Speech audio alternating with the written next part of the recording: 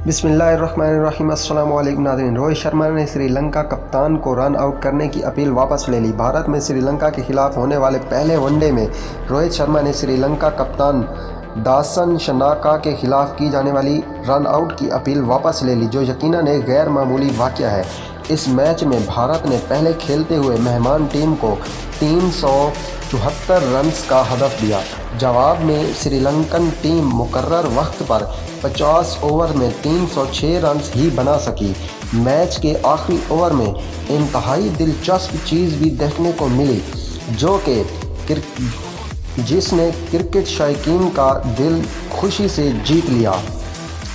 नाज़रीन, अगर आप हमारी वीडियो ये पाकिस्तान से देख रहे हैं तो आप हमारे चैनल स्पोर्ट्स अपडेट्स को ज़रूर सब्सक्राइब करें, और अगर आप हमारी ये video India, Bangladesh, America, Sri Lanka, Afghanistan, Saudi Arabia, UAE, Dubai, जहाँ से भी आप हमारी ये वीडियो देख रहे हैं, हमारे चैनल स्पोर्ट्स अपडेट्स को इसी तरह सब्सक्राइब करें ताकि हम अपने पाकिस्तान का नाम ऊपर ले जाने में कामयाब हों और हमारा भी पाकिस्तान में एक नाम हो।